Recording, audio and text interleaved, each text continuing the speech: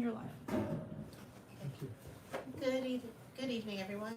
It is the Housing Committee meeting for CB9, calling the meeting to order at 7:11 p.m. We'll start off with committee updates. The first update is there is a new chair. My name is Mina Lagute. I was previously the co-chair of the committee, and I will do the best I can to be the appointed chair. Welcome, team. I know that last month you spoke with Fred regarding committee goals, and if anyone, do feel free, just a few things that you, for everyone who hasn't had a chance to review the video from last time, anything committee goals that you feel we should touch upon, like the main goals for our committee, anything that comes to mind, like right away. Chris? I think what we talked about, what Fred was kind of steering us in the direction of, was looking to do a survey of the type of housing we need in CB9. And that way, when developers come and want to build, we already would have a written document or a resolution that explains specifically the type of housing that we need. One thing that I committed to in the last meeting was identifying what is the area median income for CB9 specifically, and because a lot of real estate developers and builders look at that when they're creating affordable housing, and I found that the number is 70. Let me look it up again. $77,000 for a family of 4.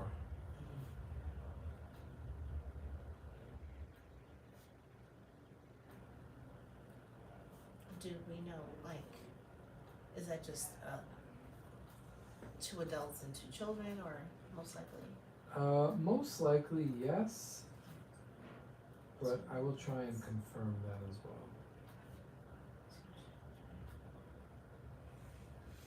Is this based on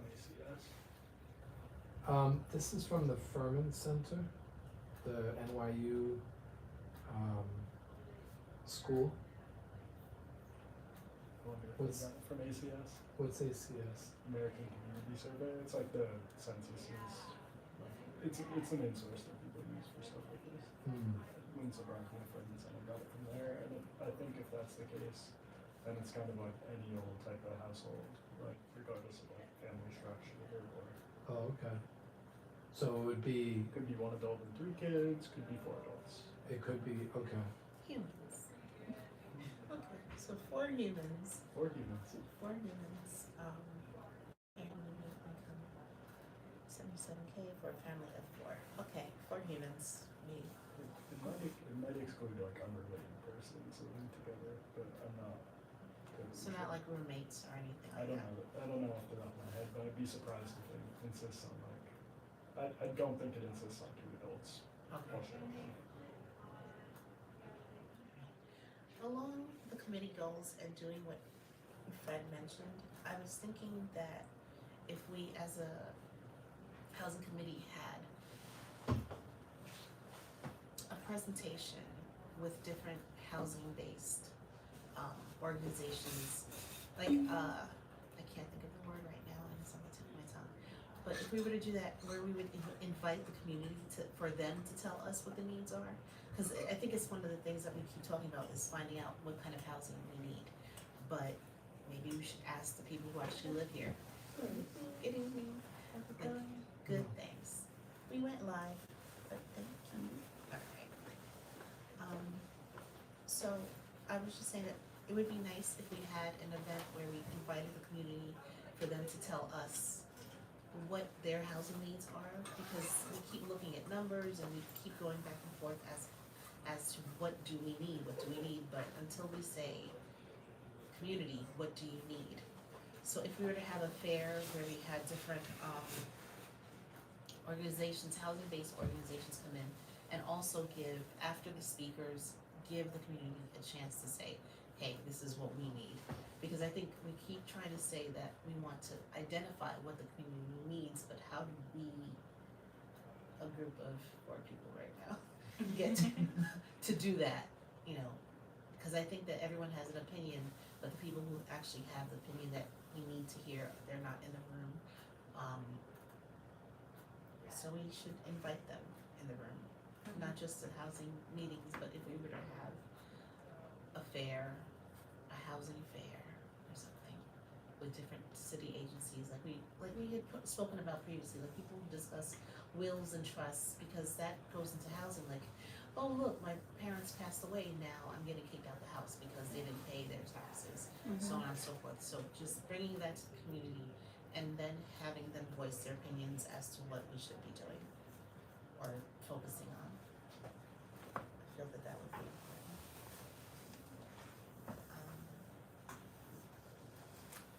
So that would be the main goal, of course, is finding out what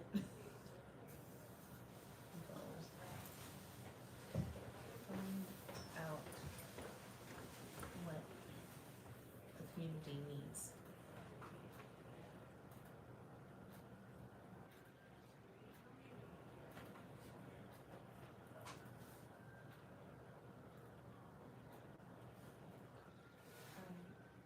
So that's the main goal, I think, the main goal.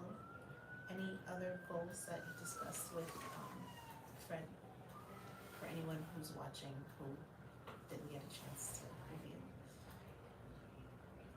I think the main one was just like, Like to so I was talking to Fred about what the distinction is between our community and the ULERP one, and I think his general thrust of his answer was that we should focus on coming up with like some kind of a plan or statement of principles for what we're looking for in making asks, and the ULERP committee is in charge of kind of like translating that into a project by project, you know, set of requests.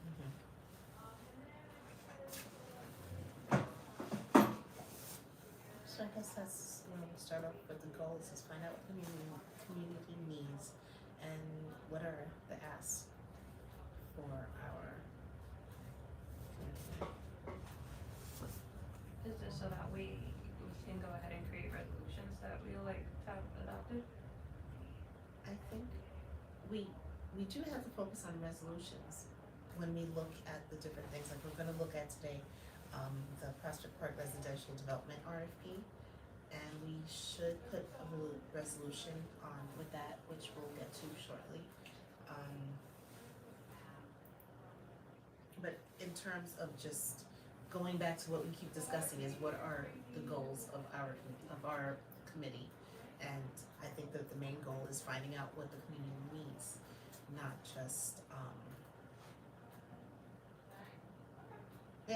that's the main goal, unless anything else.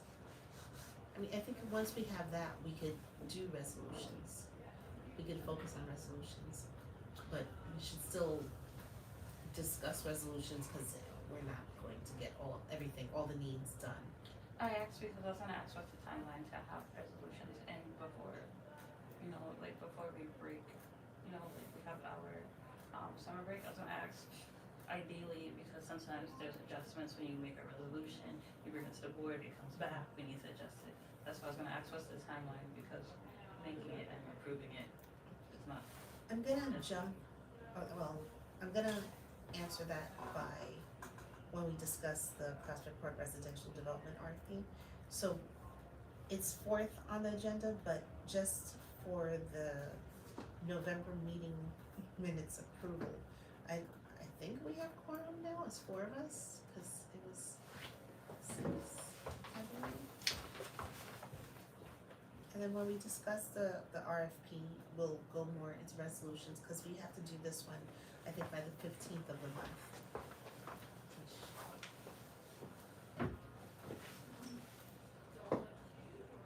has everyone had a chance to, review the minutes from last month? I didn't review them, no. Okay, do you wanna take a sec? Yeah. I wasn't present last month, so. I was gonna say I wasn't present as well, so I was gonna ask if anyone could comment on addressing the lien sales. Let me see how it's addressed in the minutes. I checked this out a couple of days ago. Well, I was just wondering what feedback they had during the meeting about the lien sales. I don't think there was really, so, last meeting, Fred was serving as the chair. So I think the main point of the meeting was just kind of talking about what our goals should be going forward, you know, once we got the permanent chair. I don't think we really had any like, you know, action items per se, rather than kind of we agreed that the lien sale would be something on our agenda going forward, and Fred just gave his thumbs up that that was a good thing for this committee to be thinking of. But I don't think there was any specific action item in terms of like, here's what our committee's plan is. I think it would be good if we can draft some potential committee goals and have it confirmed by the community, since we do want community feedback. That way, that could give us a little bit of a edge that we're not starting from scratch. So draft potential committee goals and have them approved. There's a, I wouldn't say have it approved, but, cause we always know affordable housing is the number one, especially in New York City. So we can have like these potential goals and have it confirmed that this is what people in this area want versus waiting till we get that confirmation. What does your ideal process for that look like? For what? Like getting it confirmed by, Well, my idea wasn't getting it confirmed because the community is huge, and getting feedback is a lot. I feel like there are probably surveys done already, or feedback that we could probably tap into, that we probably would have to find. But I feel like the answer for everyone, not just New York City, in the US, in the world, is affordable and safe housing. I feel like that's always everyone's answer. They want affordable and safe housing. And that brings us to Christian's number, like what is affordable and to who? I think that's, Maybe we define affordable for them since they don't like listening to our answers. We tell them what our affordable is versus their affordable. would it be regardless of, I'm not saying regardless of income, like 20% of someone's income? I think the US, or commonly referred to definition in New York, even definition of affordable for housing is spending no more than 30% of your income on rent or mortgage. Do you know what people in New York City are currently spending? I think a lot more than that. Yeah, Like about 50? 50.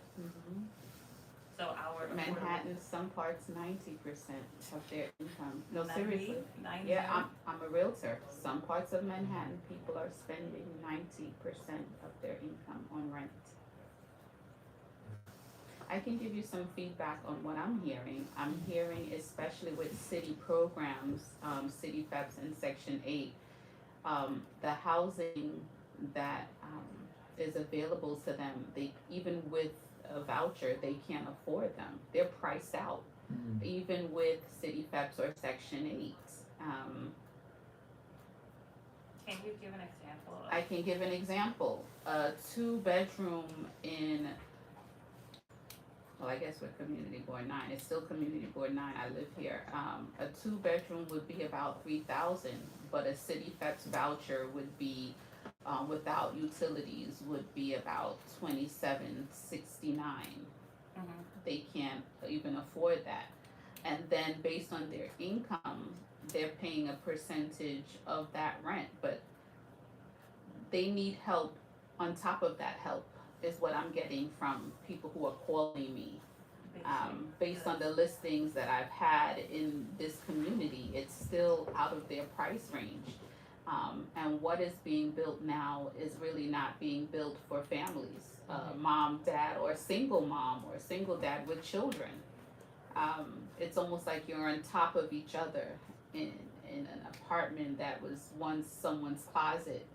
You expect to fit 4 people in that same space. That's really the feedback that I'm getting. Even with vouchers, it's not really helping them in the community that they grew up in. They can't afford to live in the community that they grew up in. They're priced out.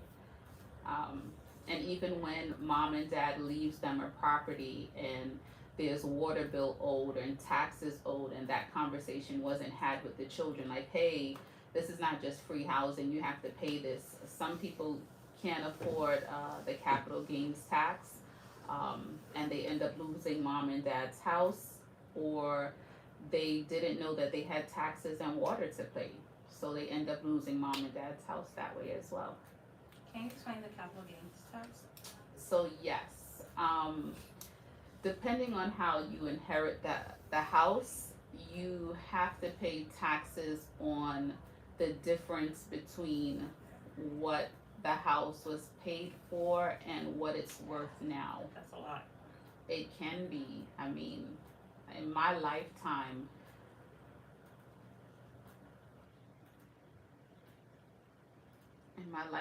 my parents' house, since my parents purchased that house, has more than quadrupled.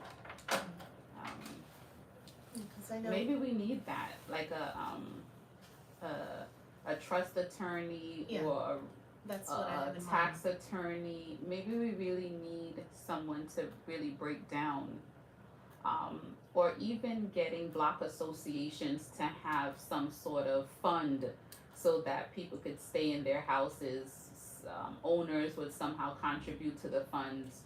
And a big one is even repairs. You have a house, but you can't even afford to repair the house that you have. It's a lot that's going on in our community. It's a lot that I'm hearing, a lot of feedback. I know a homeowner on Sterling Street who purchased their home back in the 80s for maybe $33,000, I think they said. And now those homes on Sterling Street are now worth 2.5. Mm-hmm. God forbid if they pass away and they haven't done the paperwork the way it needs to be done, whoever inherits it would have to do that difference. You're talking about like a 2.2 tax on $2.2 million. You know, how do you, where does that come from? If you're working in New York City. Even if you're working, you might not be able to afford Exactly. to pay that tax. Yeah. You could be working You and could be still working. not It's be able to afford That that. explains why people are forced to sell their family homes. Exactly. I think that's what we need to address. So if we were to have, that's why I say, if we were to have like an open house where we had the trust attorney, tax attorney, realtor, Thank you. excuse me, who are familiar with the community to come and tell people and hear their concerns. I mean, you hear the concerns while you're doing your job, but others need to hear it to maybe ping them and say, hey, maybe that might be my situation. Because it's not just about, I understand the apartment thing. I live in an apartment in the community. I've been there forever. I'm lucky that I've been there forever. But there are some people who, you know, once that rent goes up, like $30, $50, depending on what you're making, that may be an issue. Mm-hmm. In my building, they just did an MCI adjustment rent increase because of the elevator. It's like, okay, the elevator was fixed, thanks, you know, but that extra, that little bit of extra, you know, not everyone has it all the time. I think it would be a good idea to have a tax attorney or a trust attorney. I'm sure there's a number in the community that are not just attorneys but like familiar with the neighborhood. I would just recommend or suggest that we build that into the CB9 fair that's gonna happen in the spring. Like the housing committee could have a table and invite a tax attorney to be there for 2 hours and then another type of attorney to be there for the next 2 hours. And then an accountant. We have many accountants in maybe a 5-block radius. Yeah. I think Accountant. it's really good if you have that that you do it like in a sit-down format if possible, Mhm. where you see like how we have the same format, you have a few chairs, maybe they're talking for 10, 15 minutes, that way it's not too long. And in those 10 or 15 minutes, those people are gonna gain a lot of information, and you're gonna hit a lot of people at the same time, versus them having to say that message one on one.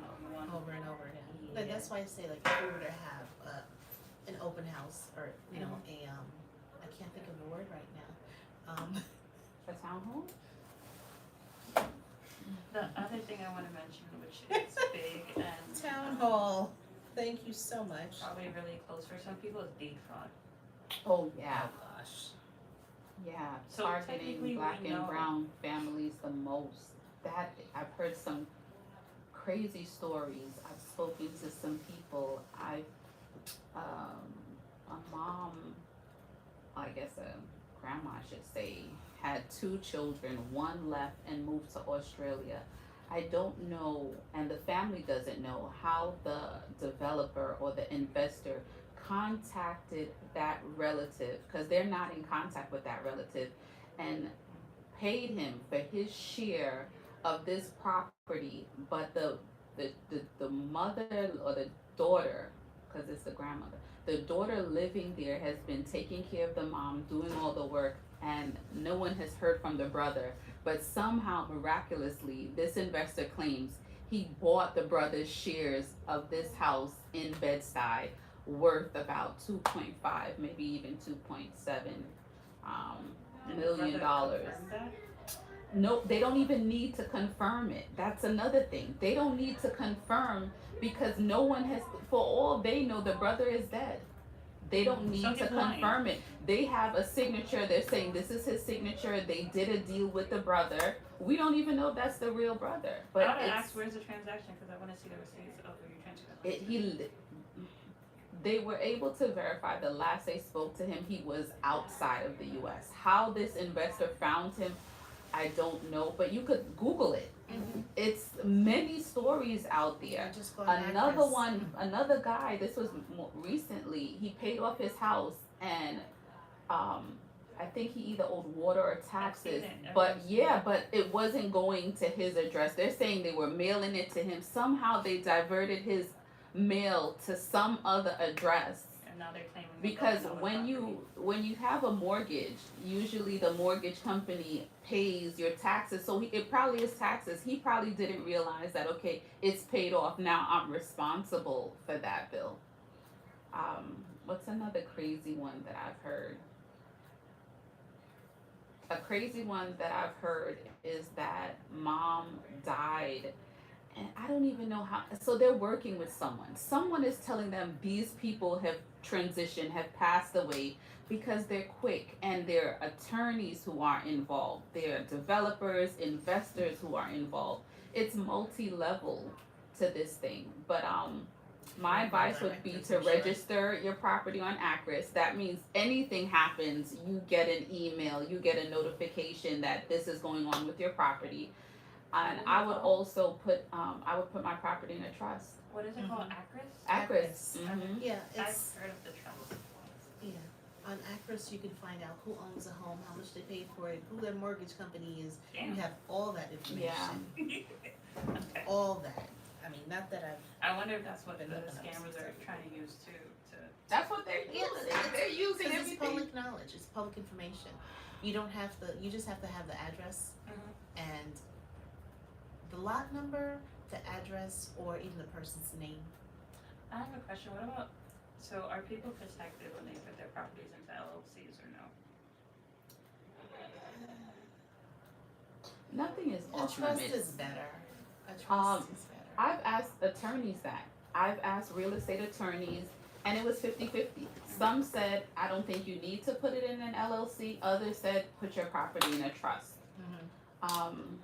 Susie Orman says a trust, Because a if we're trying to, revocable trust. if we're trying to share this information, we need the best information. to help But them. even amongst attorneys, they disagree as to which one. Because I've asked them. I've asked the ones that I've worked with. I've asked the ones on the other side of the table.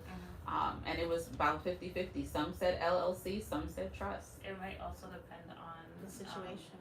heirs to the property, if there's one person versus 10 people, or one attorney couple said their properties are in irrevocable trust, so they can't even change it. It's the beneficiary is going to get it, and it's almost like an attorney is over that trust for the beneficiaries. They can't make any changes. Maybe a guardian for their under 18 children will act on their behalf. But that's a big one. That's a big ask. of That's a big someone. ask. That's Yeah. a big ask of someone because if now something happens to that guardian of your kids, Mhm. how do you? And the guardian doesn't have to be a relative. It could be appointed by the courts. Mhm. It's I've heard horror stories about guardianship as well. Look at Wendy Williams.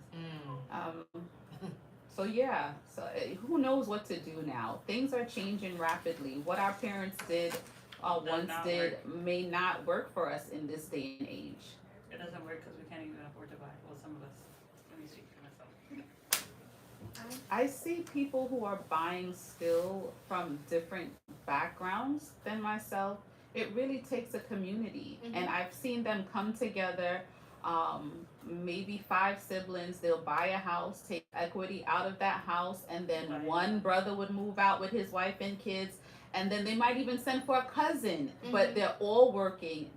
And I've never heard them talk about, like my brother would rob me. It's almost like you rob me, you rob yourself. You wouldn't even think about, because I did ask, so you don't think your brother would rob you? And it was almost as I had spoken like damnation, and it was unheard of with that culture. It should be. Their mindset in terms of how they operate. And the respect that they have for the eldest sibling.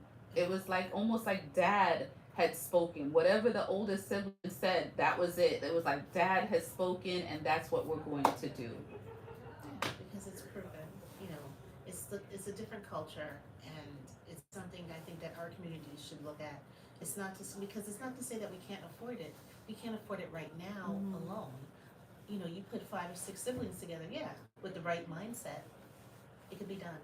It could be I done. need to get some siblings, y'all. I was gonna say, I Where can I'll I get share. some? I'll share. Let me know if you want upstairs or downstairs. Drew, do you have any siblings you could just send my way? You know what? 1, 2, 3, let's go.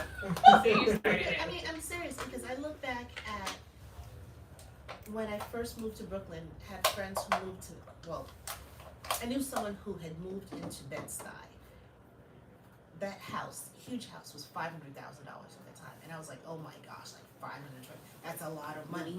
Now look. But if there had been 3 of us, It's easy. it's easy. It is easy. I think we make it more difficult than it has to be because people are like, well, she might bring her boyfriend over and he might like her and all that stuff. Forget it. Leave the drama alone and focus. And if you have to get an attorney to say, okay, this is what we're entitled to, so on and so forth, that's what you do. But some people don't go into these things because they think, you know what, I'm gonna get, someone's going to rob me. And yes, but if you have it set up in a way that you don't get robbed, I mean, anything can happen. Anything can happen. You can get sick and your family will be like, you know what, my cousin bought the whole house. But if you come together with the right people and with the right paperwork, it's just as good as having a sibling or not having a sibling. Who will do it? And knowing the difference between tenants in common and joint tenants as far as deeds go. Yeah. One is saying who dies first, the living sibling, whatever, also on the deed gets everything. The other one is saying basically it's shares of your ownership that you guys are entitled to if one or more people are on the deed. So that's another thing I had to learn, how to read the deed and what the terminology meant. Yeah, right, of survivorship, like whoever lives, you know, if one person passes away, then the other person has the right to live there until the rest of their life, until they pass away. You know, you have those kind of agreements, and it works for some. It works for some. Yeah. So there's a lot. So we're saying that for our town hall, we'll have a tax attorney, trust attorney, accountants, deed to discuss deed fraud, tell people to register their property with ACRIS, real estate agents as well. I think earlier when I asked you the question, if the trust or LLC was better. I think maybe a different way to approach it would be like how they have those conversations, trust versus LLC. At least you're not telling them what to do, but you could tell them the difference, and therefore they could decide on their own. You can put anything into a trust though. Mhm. So your LLC, your S corp can all go into a trust, and the trust can be a holding company for another trust. Just the learning about it and having somebody explain it would be really good. Because I had to ask and I had to have it explained to me a few times.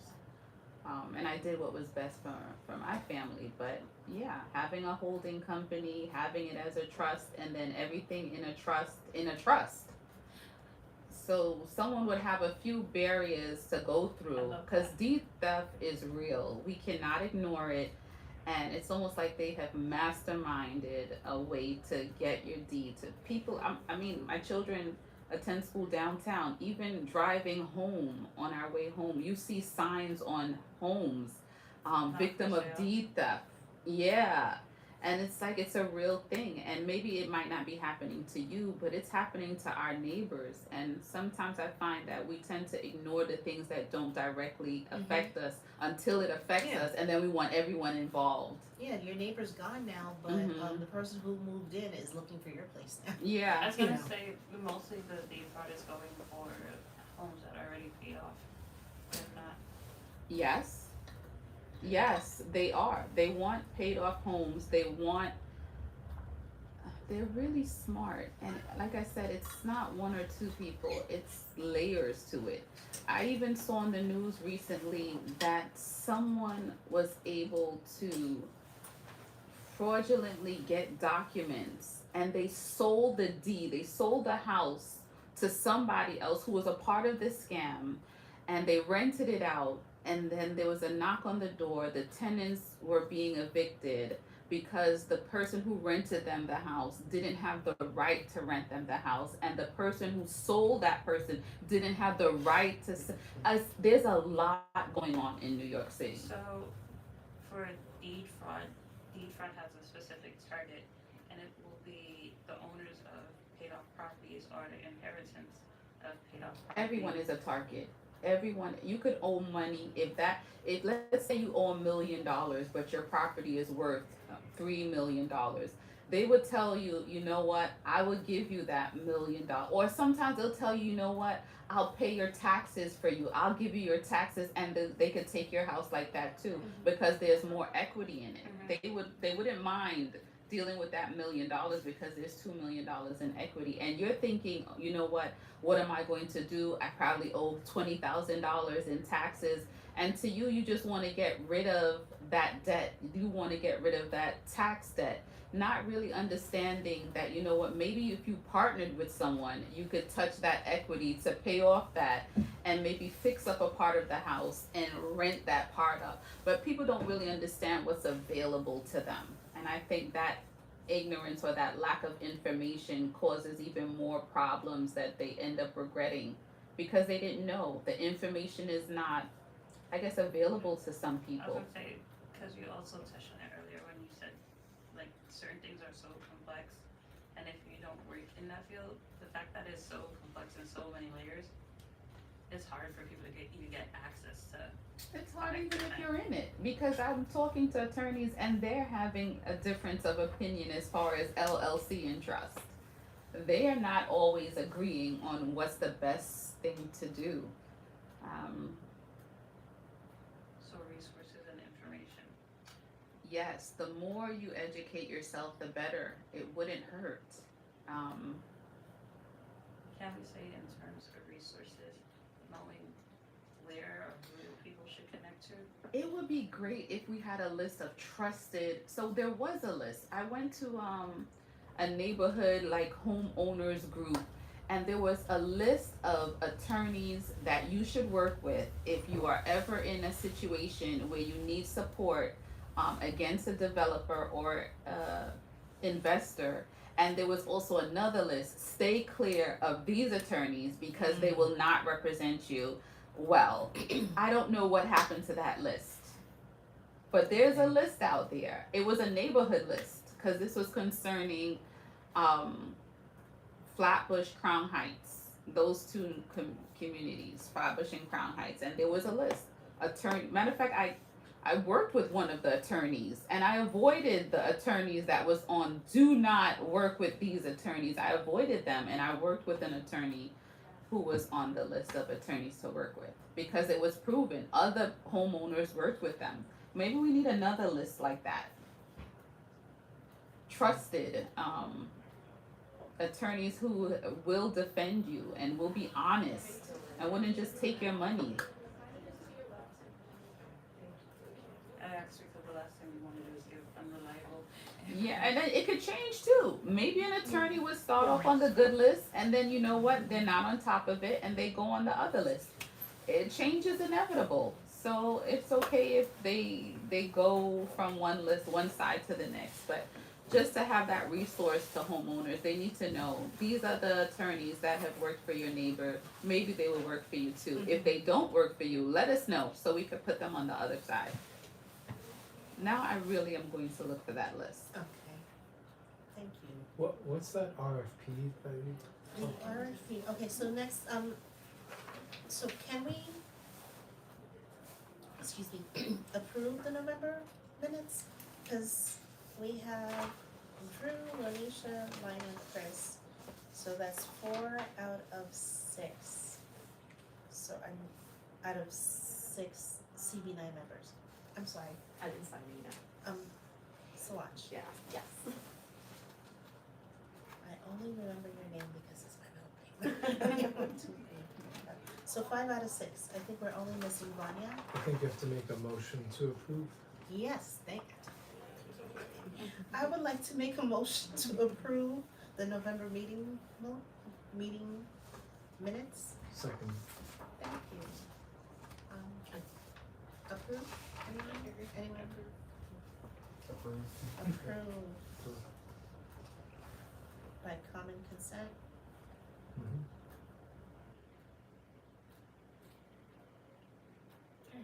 So the next agenda item is the Prospect Park Residential Development RFP. What that is that Prospect Park has decided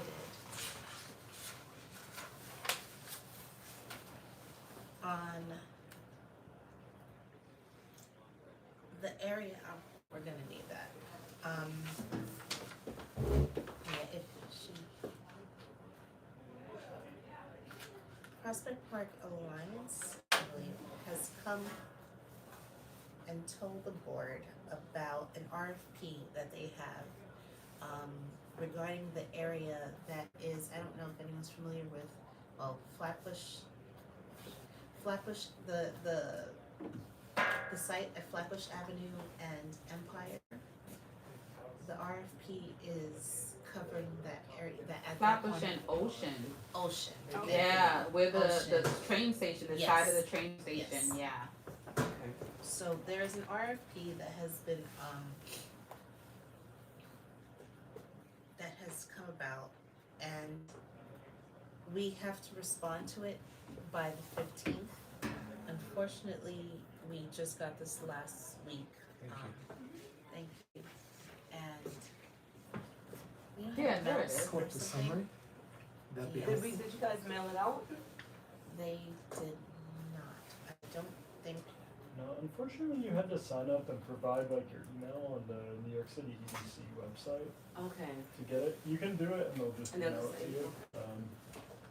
Is there a way to Zoom? I could read part of it.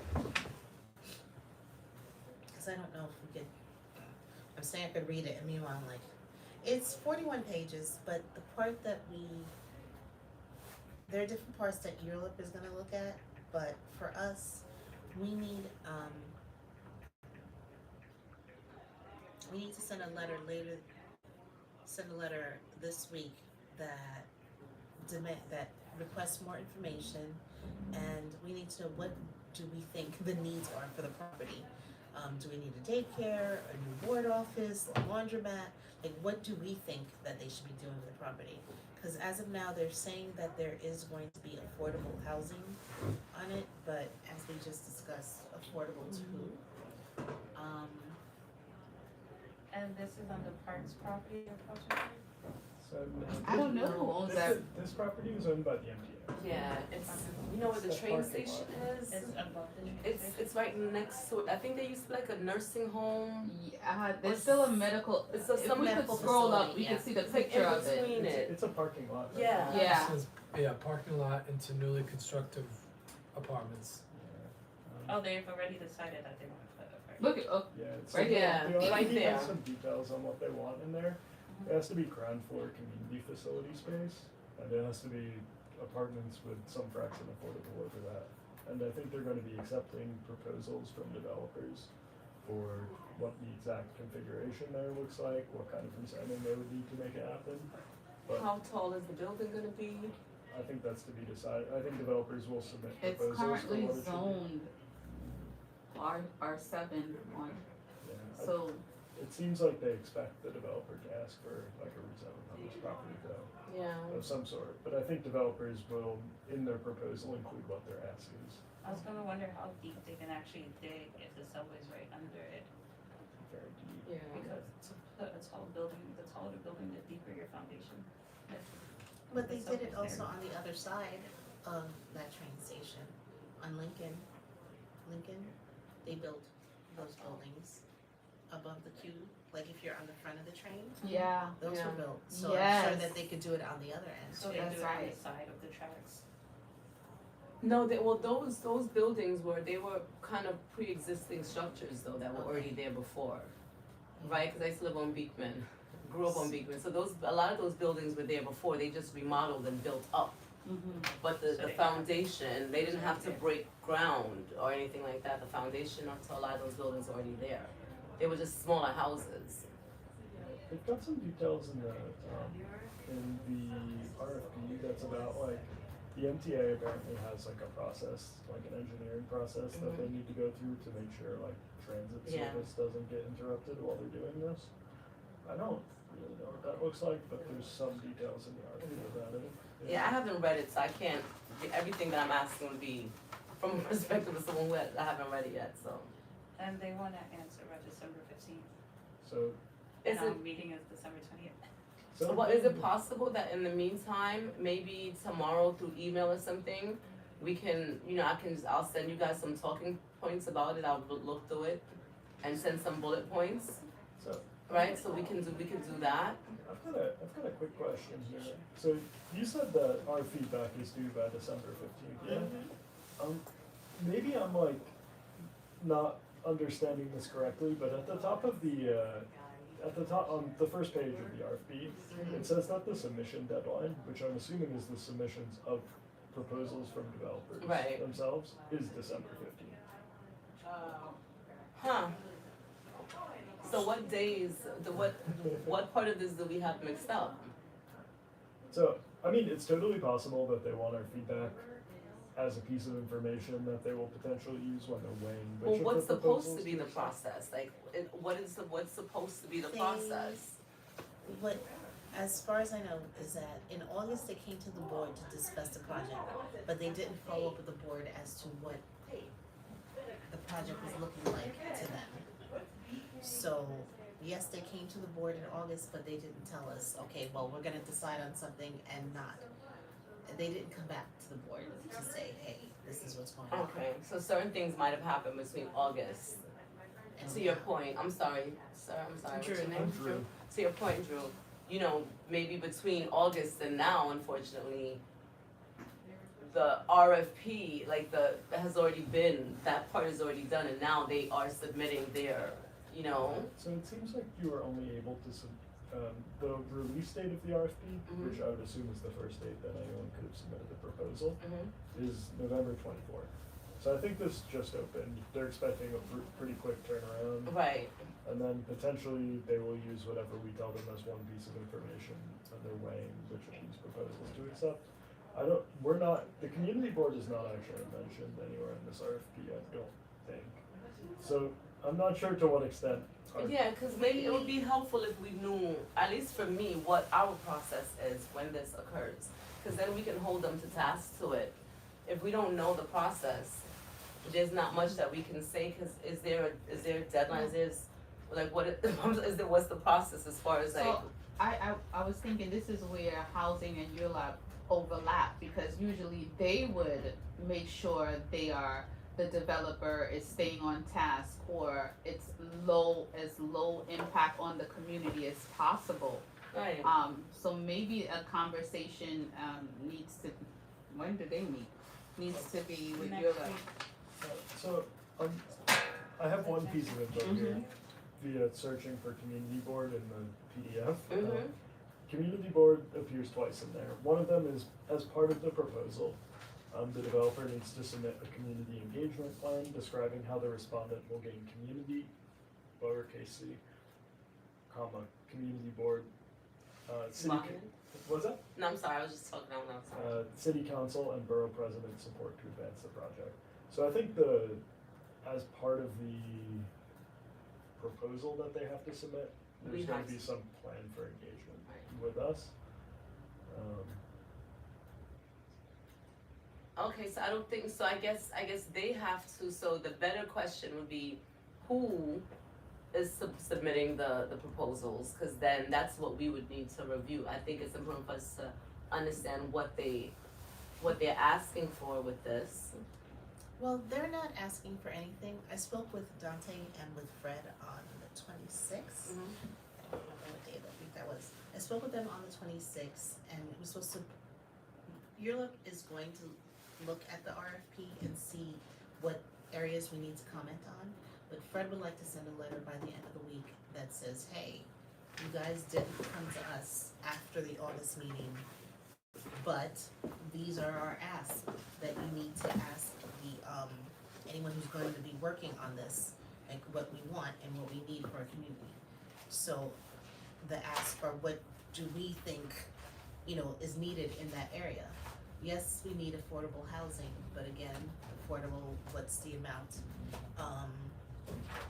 We have to look at the district needs statement and see what the community has requested. I don't think, we'll find that. And we'd like to create a one-pager from the committee that states what we like and dislike from the RFP. So, I'm sorry that you guys didn't get this ahead of time. I thought it would have been included.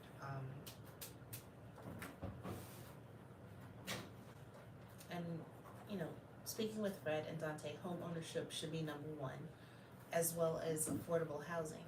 Cause home ownership in the sense of, okay, obviously they can't, not obviously, but they probably won't be building individual homes there. But if they're building condos, what size condo, and are they gonna be the type that fit a family in it, or just, a single person? But our community needs more than just room for single persons. We need somewhere where, a family can actually live, not just, someone who's not gonna stay in the community we need to keep the community a community, where it's not just single people who live here for a few years while they're going away, because it changes when you have a rotating community. We're not able to build, and stay in Changes the community. Now there's a lot of bars instead of, there's a lot of things, but there's so many bars. So many bars. And I'm not anti-bar, but I also think that there should be areas for not just one community center for the kids and for the adults. You need somewhere to go, and it's not necessarily because you're an adult, it has to be a bar. Gyms, do we need another gym? Do we need, office space for people? Another laundromat, because like 2 of the 3 laundromats, the laundromat that used to be on Empire, that's gone. A grocery store. Grocery store, I mean, Lidl is coming, but I've been in Lidl, yes, it's a grocery store, but This is right next door to Something. Western Beef though, right? yes. Yeah, across the 2 blocks. Diagonally across, It's Yeah, 2 it's by blocks. One Eversfield. block away, one It's block where away. the old Firestone building was. That's where they're gonna build it. yeah, Oh, The Lidl, sorry, the Lidl. we need a roller property skating the rink. RFP is for is Oh, like It's on the other side. a Yes. short block away. Yeah, it's on the It's other on side. Ocean and Flatbush. Yeah. So in that area, what is needed? A roller skating rink, Oh, something. What was I there? missed A bowling that. alley. Yeah, I missed that. A bowling alley, I right? missed the bowling alley. This I is do. pretty small floor plan here. You'd be doing some tight circles at the right No, it was actually an amazing roller skating rink on Yeah, Empire. Yeah. And there was a bowling alley on Bedford. Yeah. Mm-hmm. Mega There was a yeah. lot of things Yeah, to 'cause do. when I first moved Skyscrapers, we here. had Yeah. things to do. Yeah, Yeah. there was stuff to do. And It was wasn't actually, just yeah, the there park. really was. I would go to the rink every week because Mhm. it was what was it Tuesday nights? I think was like. Oh, at 10. Saturdays they had the grown up. You had to stay off the grown up court. You're gonna get run over. Yeah, it was It was it good was times. more community back then, but I had just come to the community, so Yeah, you know. and the bowling alley, you had leagues. You had leagues, Mhm. so you had a mix of young people, old people. Even though they didn't, it's now Mega Evers, yeah, you know. So it's not like thank goodness it's not a whole bunch of apartments, right? But our roller skating ring is a storage facility. yes. So what's in the community for the children to do now? I thought there was a ceramic or pottery making where children could paint the pottery after it was but I think they closed down. Was something on Nostrand. What do kids do? Well, there's a comic book store, right up the block. My kids always go there. They just opened up a bookstore. The kids went in there, but I haven't been there yet. It's right on President and Rogers, right? A bookstore, you said? Yeah, it's a bookstore. It's really cute. It's like a little nook, you know. It's really cute there. But I think to your point, that's it. Yeah, growing up it just And seemed of like course we had the- so much to do. The rec center, that's it. I And think the rec that's- center isn't. It's packed. It It's is packed, packed. and it's packed with people who haven't even been here Yeah. like a minute, Yes, like Tribeca and like swim. people coming from other areas.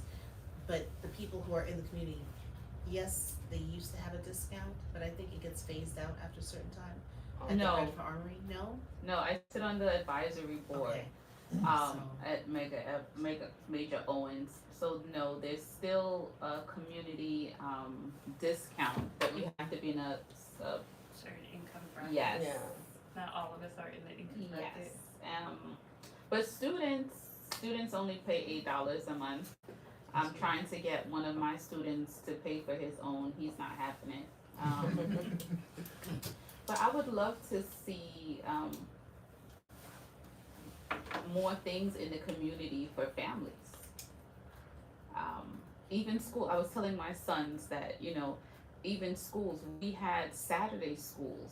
And Saturday schools, to me, in this community, I attended Crown School, PS 161, but we had dance, we had writing, Well, you we do had have poetry. abundance. We have Ifatayo. Well, and then they have another one too, right Where? across abundance. Aban- Abundance. Yeah, but it's right on. Oh goodness, is that Montgomery? It's actually right on the same block where they just built all those buildings. Is that Montgomery or Sullivan? It's right there. It's right across from Evans Field. It's like the last block before you hit Empire. That's Sullivan, right? Yes. So it's on Sullivan between Bedford and not Franklin, but that next block. I've been living. I don't know any of the blocks. Rogers. No, No, they're going in the opposite direction. Yeah. Towards Franklin. it's going towards Franklin. That little block that 320 is on. Okay, McIver, whatever. the name of that block. McKeever. Oh, McKeever. okay. McKeever. But you see, it was free. Saturday school was a community Mr. Green funded. is no longer here. Yeah. So It was for Community Board 9. It was all the schools in, District 17, I should say. mhm. All the students could come. We had a few schools were open. And when I say this to my kids, they're looking at me like I'm ancient. But not only dance, poetry writing, drumming, painting. It was really a But that might have been. I'm not gonna hold you that. I think those were different times, and it might have been It a is. DOE. It could have been. It could have DOE been. function, which is kind of out of our purview. I think we do have great resources here. It's just giving them finding a space to do it, and then finding people that's going to come.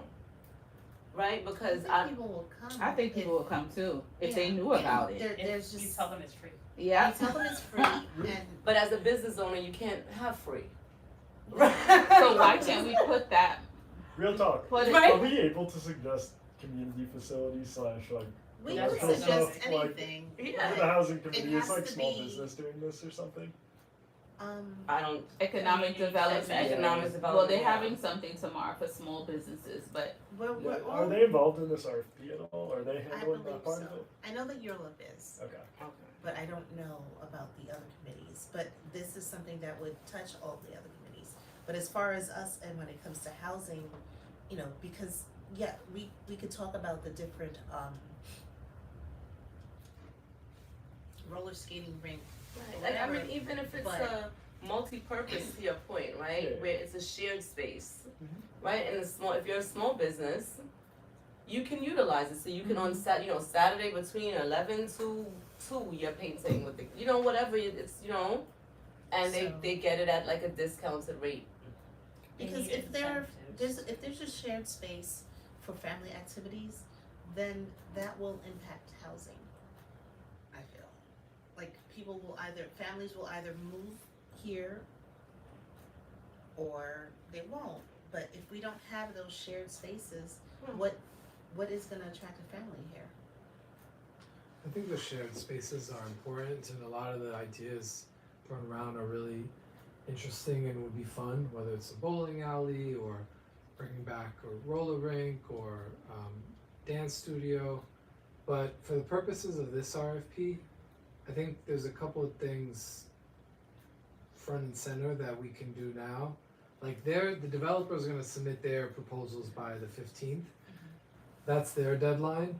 We don't have, I know Fred wants us to get a move on, but what we could do immediately is have Dante reach out to the New York City Economic Development Corporation, to their like vice president of government affairs or community affairs for Brooklyn, and just go on the record and say, we were approached with this in August when Community Board 9 was out of session, number one. And number two, we have not had engagement since August with the community. So we are looking forward to a robust engagement process in the new year. And then we go on record, and that gives us time as a housing committee to come up and put all these ideas that we're thinking of, put it down on paper, pass a resolution, and then we would have to pass that resolution in the wider Community Board 9. And then if we have a resolution that passes in the wider CB9, then we can go to EDC, go back to EDC. At this point, they probably have a developer chosen and say, this is what CB9 as a community requests as it pertains to this development. So we want Dante to reach out to the community affairs of work and tell them that we haven't had engagement to discuss, hadn't had time to engage or discuss the RFP. Well, that they reached out to us in August when CB9 was out of session, so the housing committee did not have a chance to weigh in on this, and there was no further engagement from EDC. So this is the first time it came up to us since August, and we're looking forward to partnering with them and sharing our input and feedback in early 2026, just so we go on record and they know that they're gonna have to work with us more closely than they did between now and August.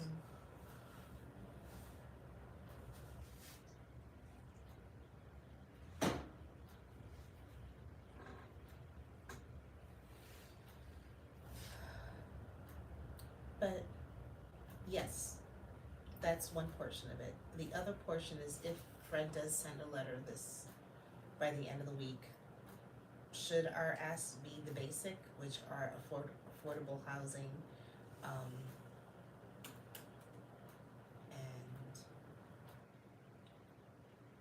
what else is we haven't had a chance to discuss it, so it's kinda hard to say, hey, this is what's missing and what we'd like, cause we haven't all had a chance to review the RFP. I think it's also good that the whole community board also gets a chance to see and hear the information the same way that we had a chance to, because it's more than just us that are sitting here. Yeah, I mean, we could be the ones to we could individually read it in the next 2 weeks or so, and then have one person from the housing committee present at the general board meeting, hey, we got this RFP, this is what it is, and this is our initial thoughts, and start the dialogue with the wider CB9 that way. Cause I think if we're talking about getting feedback, we need to get feedback from our own board before sending emails to other people. It sounds fair that way.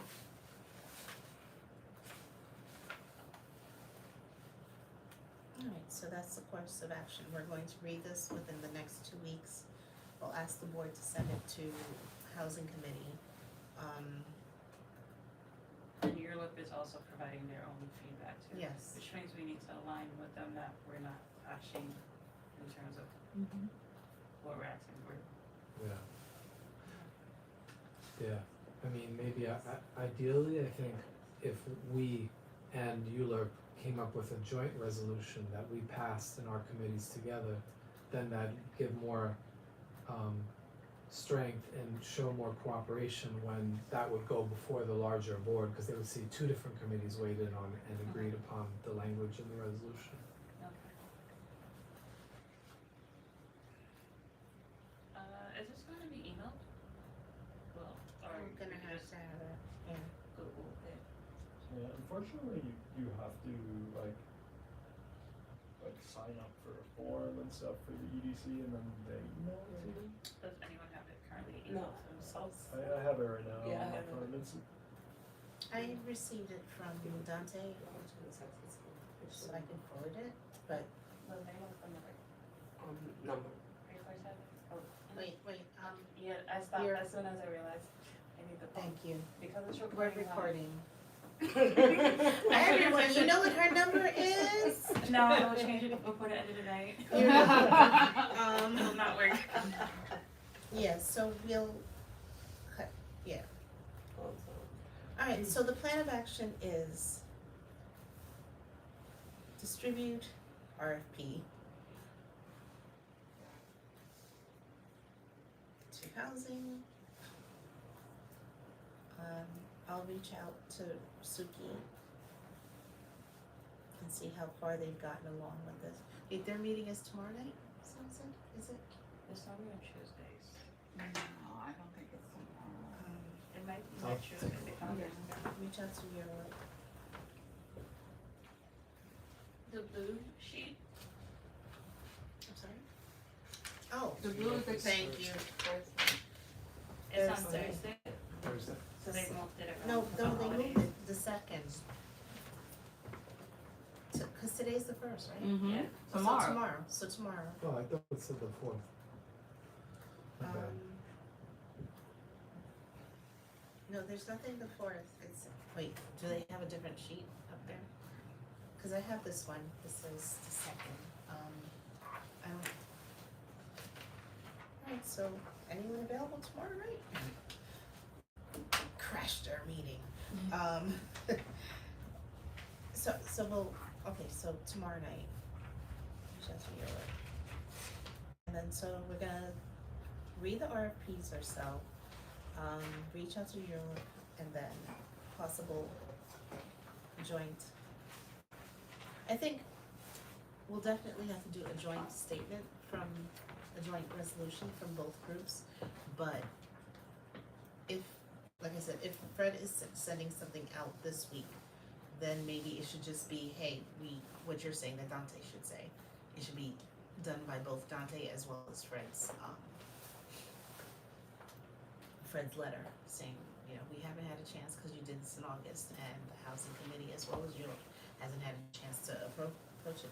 Plus the fact that they sent it November 24th, 25th is not, Can't they move forward without the community board input? I'm sure they can. It seems Yeah, like they I've can. seen it done.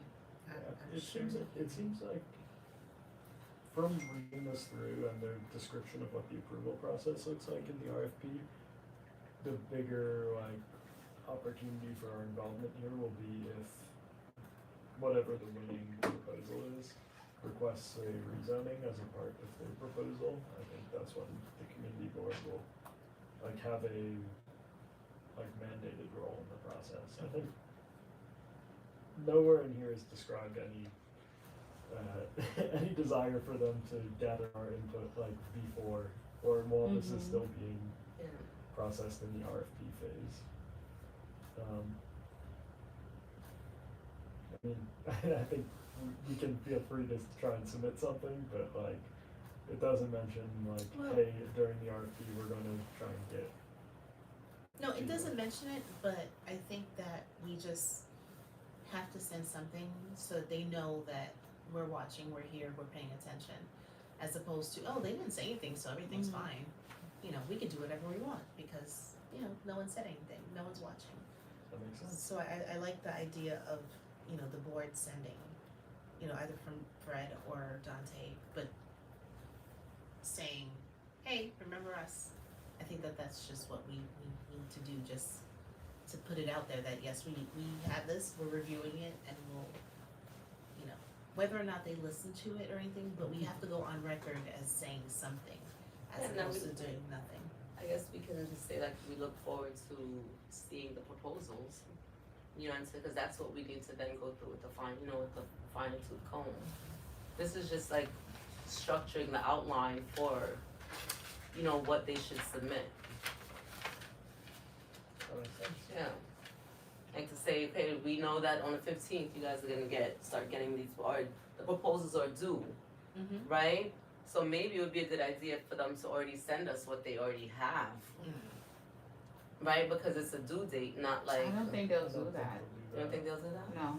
Too lofty?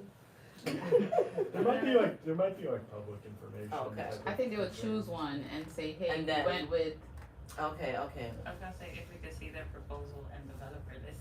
Yeah. They don't want you It to might see be that. that once it closes, they'll make public. They'll make all it the public, people who right. submitted a proposal, but I doubt we'll be able to get it before the 15th. Mm. Like, in any case.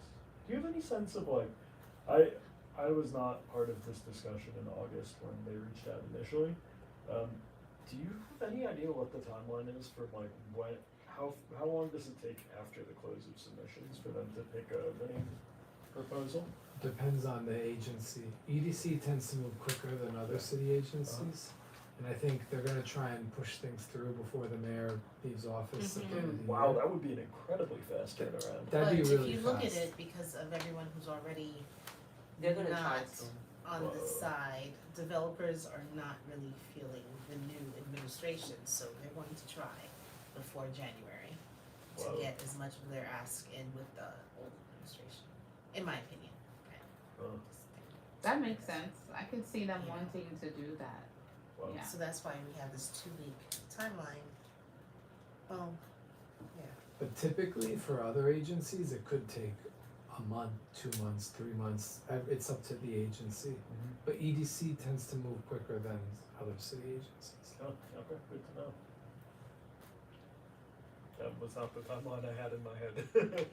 I would think, yeah, by the end of the year, before the new mayor takes office. And I don't remember, did the proposals on the ballot this year, where the city council is approving certain things, did that go through? They all- Yeah. Yeah, they all went through. Mm-hmm. I don't think people knew what they were voting for.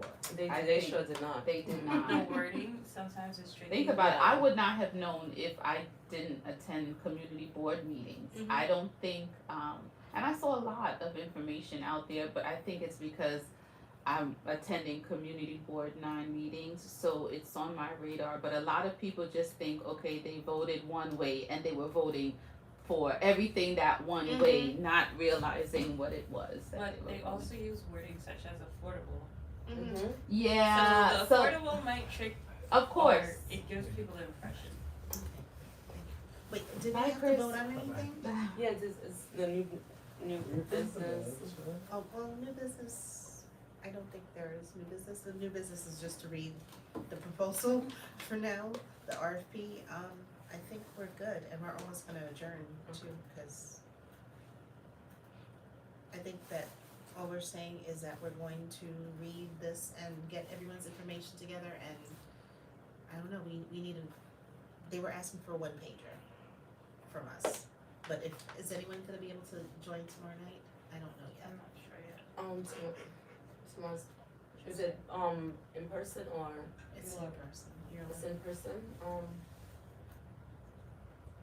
If I'll- you're on I this- can try, No, but I'm I'm not. gonna be able to join, I just have to get somebody to pick up my daughter from swimming. But I'll be able to, So I may we'll just be a see. little bit late. We'll But- talk. Okay, sounds Alright. good. Thank Thank you. y'all. Evening. Have a good night. Alright, so I think that that's where we are, cause yes, affordable housing, but shared space for family activities. But we do want the board to reach out and say, you know, hold on. Just, you know, we need more time to review this. Well, no, I don't think it's this that we need more time to review. It's whatever proposal, whatever they get. You know, whatever the proposals they get. This is just like a framework for the proposals, like saying, this is what we would like, and you know, this is, you know, these are the limitations around what you can do. Mhm. You know, so that's all this is saying. It's very, you know, it's very open. It's a very open, it's very open, it's just a introduction to what the criteria is for you to submit your proposal, that's all. It's the proposals. How do you join the mailing list? Where do you go to find? I went to, goodness, I did a Google search of Prospect Park Alliance, RFP 2025. Thank you. That was helpful. And it just, yeah, so it's just like I said, just, limitations and just criteria around what your request should be. So it's just, you know, as the gentleman that just left stated, it should just be us stating to them, you know, okay, we see the, your development, right? We see it, we're waiting to get the proposal, and we hope that the proposal will include, you know, this, X, this, Y, and and that, Z. right? Okay. You know, and then we can also add, you know, to that gentleman's point, moving forward, you know, we would like to be, you know, we would like to stay abreast to What's going on? what's going on, so our community board can make it an uninformed decision. Decision, or just to be part of the conversation.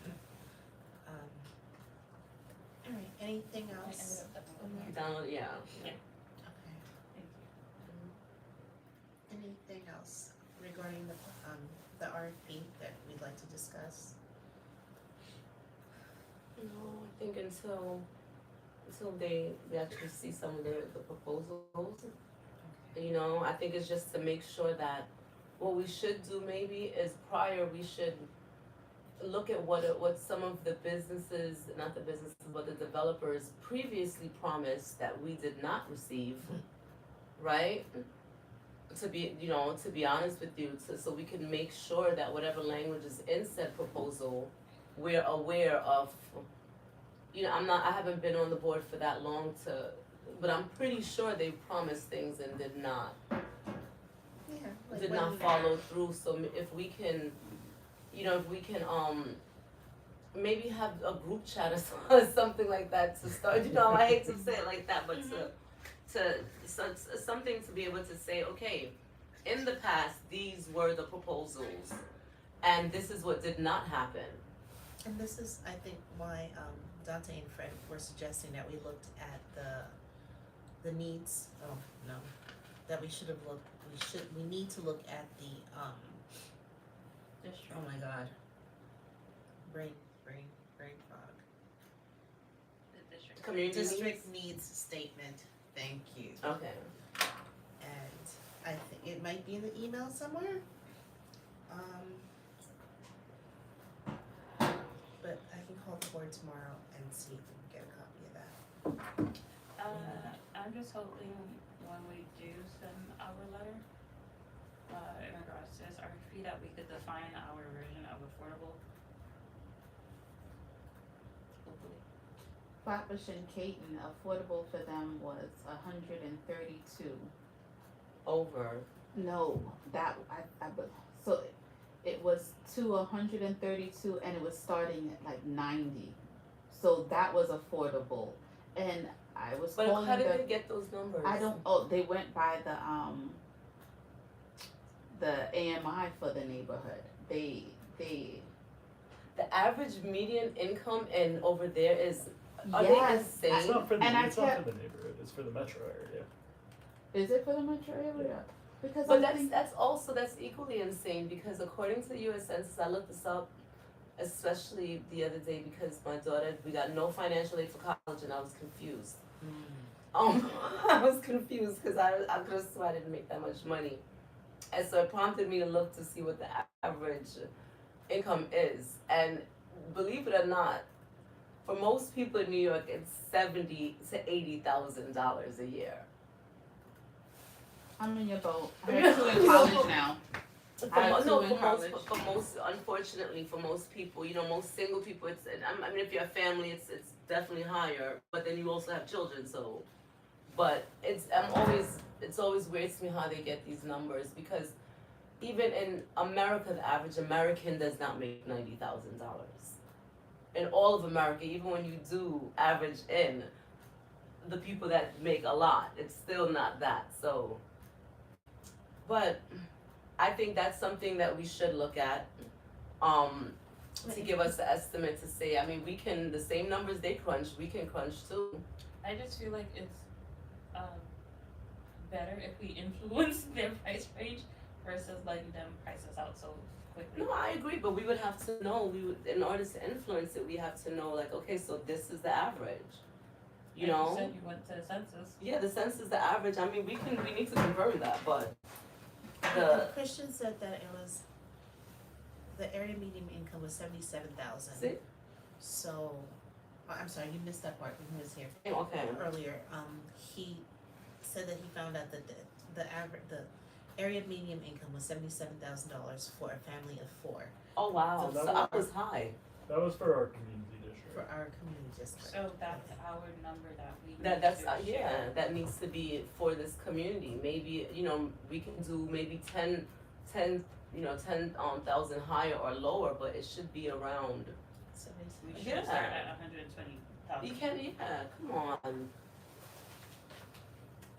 So, I feel like those 120,000 are like the 2-bedroom apartments for 2 working professionals with in a rent Yes, without kids. right, with no children. So,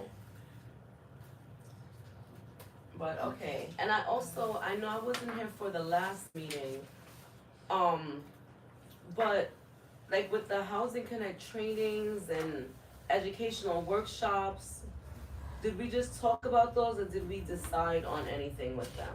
I missed last meeting. Yes, so, okay. um, Okay. And like the resources for homeowners, because I think those things are important and maybe we can,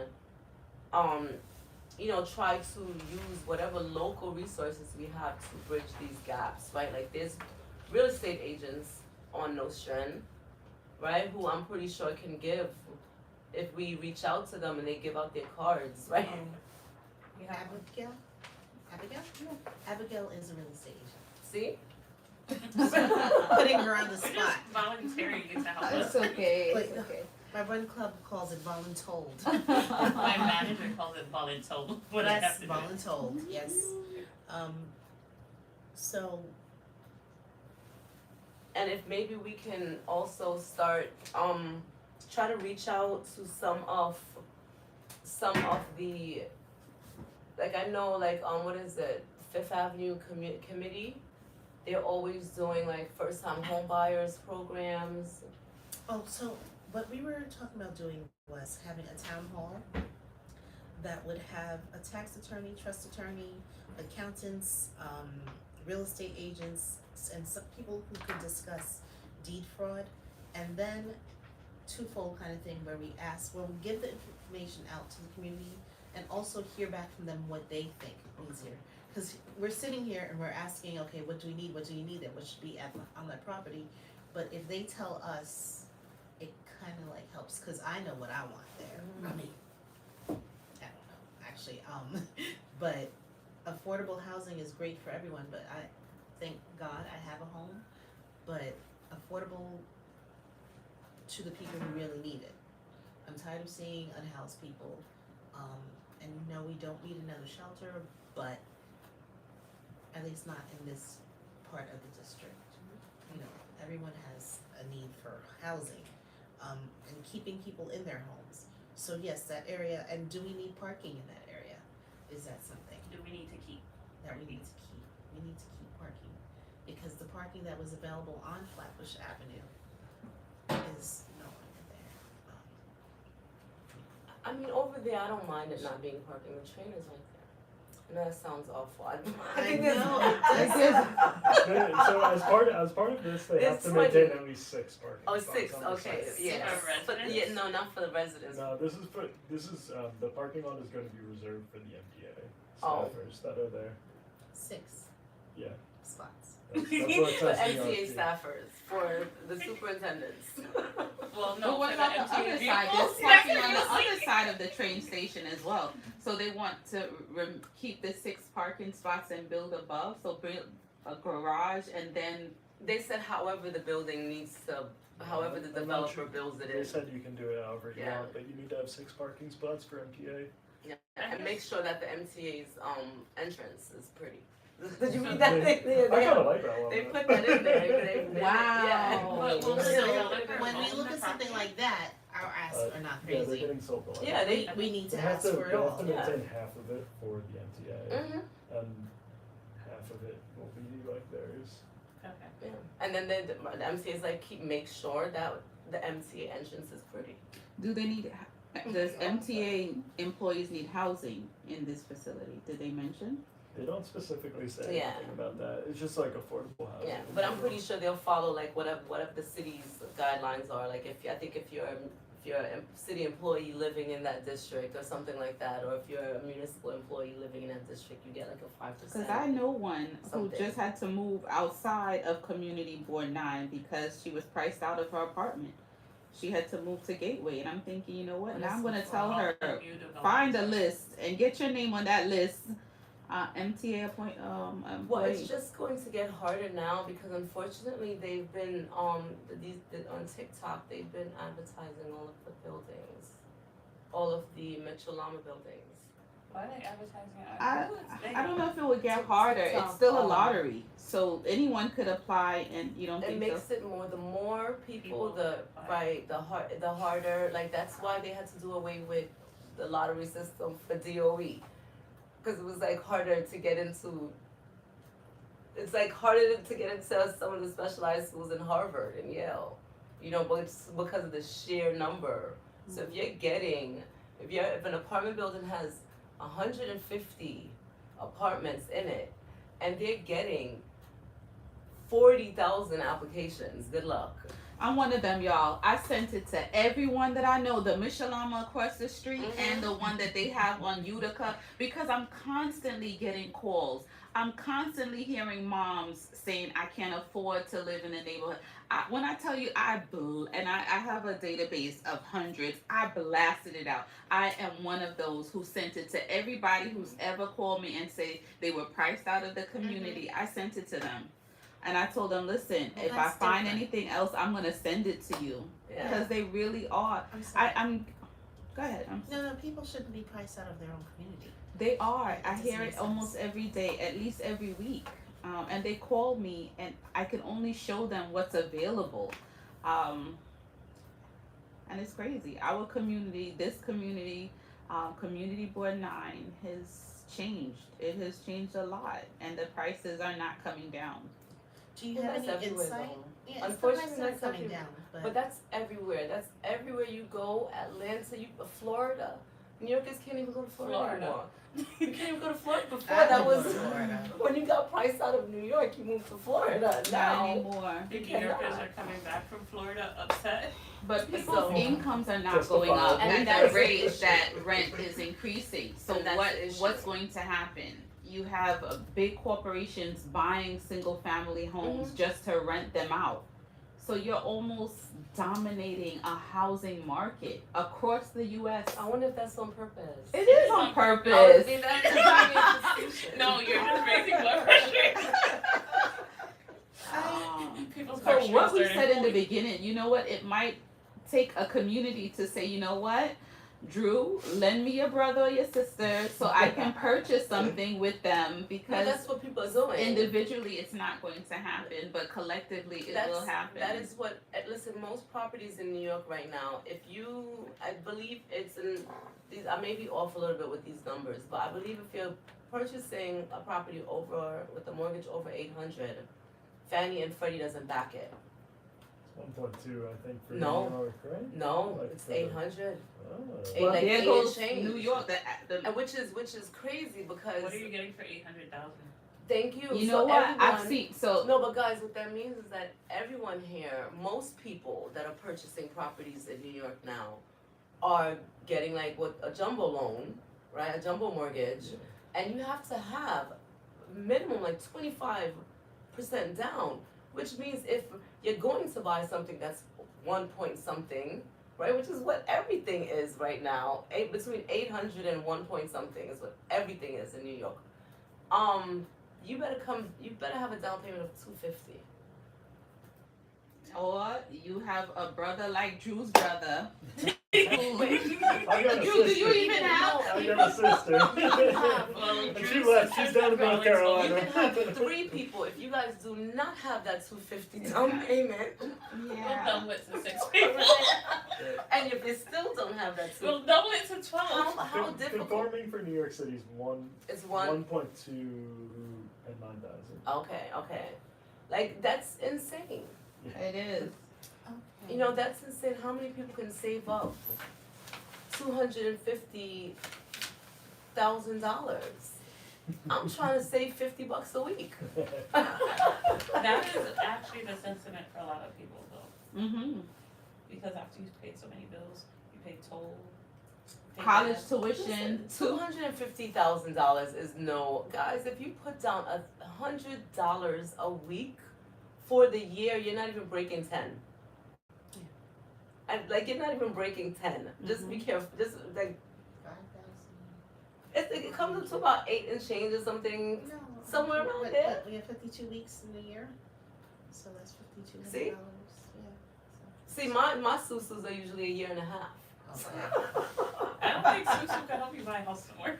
You gotta be in used to. 4 of them. And now you have to be in 4 of them, but I do think it's an issue. These are, like when it comes to affordability, it's more than just making homes affordable. Where people are not getting paid what they should. Wages are absolutely stagnant. You know, it just so that's these are issues that I'm, you know, it's a little bit above our pay grade as in this capacity, right? I'm not sure how to tackle that. We just keep allowing them to do it, so they're gonna do it. I think we tackle small, achievable goals. Right. Okay. Where we can share information. Right. And there's always Drew's brother or sister. Your sister is not getting away. I don't know what she's gotten herself into. Is it safe to say that our new business is going to be reading the RFP and we're going to adjourn now? I think Yes. so. Okay. Yes. Does someone have to, I'd like to make a motion to adjourn the meeting. Second. Okay. Meeting adjourned at 8:39 p.m. Thank you. Nice seeing everyone. Alright. Right. You have a wonderful couple of You weeks. too. Enjoy your holiday, y'all. Okay, so the which one was it? The one that was outside there is incorrect. The correct one is in